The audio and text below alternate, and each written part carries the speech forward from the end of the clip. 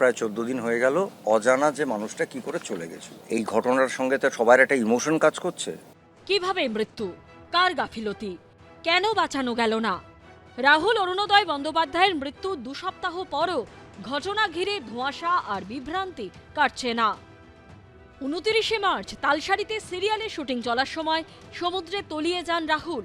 অভিযোগের আঙুল ওঠে প্রযোজনা সংস্থা ম্যাজিক মোমেন্টস মোশন পিকচার্সের বিরুদ্ধে। দায়ের হওয়া 5টি এফআইআর, যেখানে ছত্রে ছত্রে ছিল ভয়ঙ্কর অভিযোগ। অভিনেতা রাহুলের মৃত্যুর পর এফআইআরে বলা হয়, অন্যান্য শিল্পী, টেকনিশিয়ান ও ক্রু মেম্বারদের উপস্থিতিতে এই ঘটনা ঘটেছে।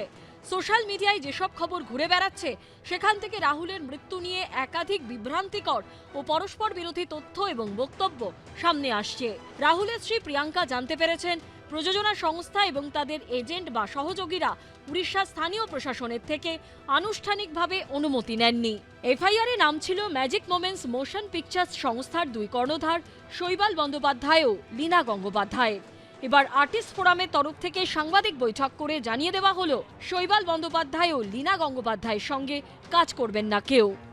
আমরা নিজেদের জীবন নিয়ে ভীত হয়ে পড়েছি। আমরা লিখিতও দিয়েছি যে আমরা কাজ করতে ভয় পাচ্ছি। আমরা কোনো কোম্পানির নামে নয়, এই দুটো নাম যে যে জায়গায় থাকবে সেই জায়গায় আমাদের শিল্পীরা কাজ করতে ভয় পাচ্ছেন।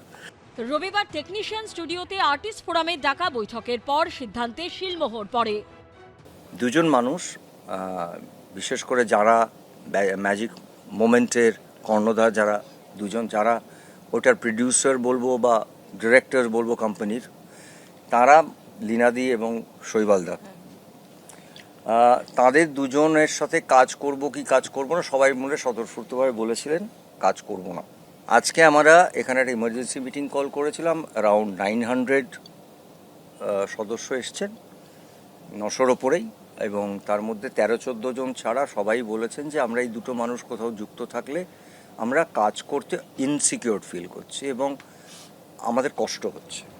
রাহুল বন্দ্যোপাধ্যায়ের মর্মান্তিক পরিণতি কার্যত টালিগঞ্জের স্টুডিও পাড়াকেই নাড়িয়ে দিয়ে গেছে। উঠেছে শিল্পীদের যথোপযুক্ত নিরাপত্তার দাবি। প্রতিবাদের পথে হেঁটে গত মঙ্গলবার দিনভর কর্মবিরতির পথেও হাঁটেন অভিনেতা অভিনেত্রীরা। রবিবার অভিনেতার পাড়ায় তার স্মৃতিতে আয়োজন করা হয় স্মরণ সভার, যেখানে উপস্থিত ছিলেন রাহুলের সহকর্মী থেকে সহমর্মীরা।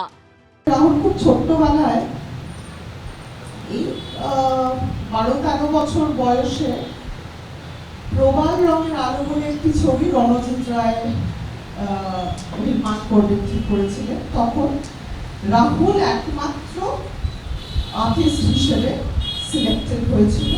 আমার ওই ছবিতে কাজ করার কথা ছিল না, কিন্তু ওই আর কি কাকতালীয়ভাবে কারণ করার কথা ছিল, কেউ করতে পারেনি, তাই আমি। সকলেরই খুব ভারাক্রান্ত মন, কিন্তু তার মধ্যে চেষ্টা করি ভালো মুহূর্তগুলো মনে করতে, কারণ এই মানুষটা তাই চাইবে। আমি যখন স্টেজে উঠছিলাম মনে হচ্ছিল ঠিক আমার দিকে তাকিয়ে বলছে, এমন কোনো কথা বলবি না যেন যাতে সবার কান্না পায়।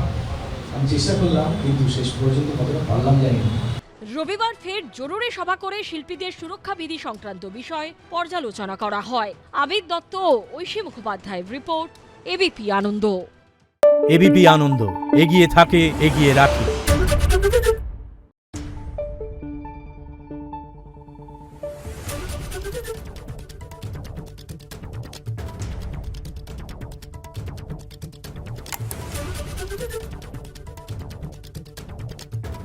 Thank you.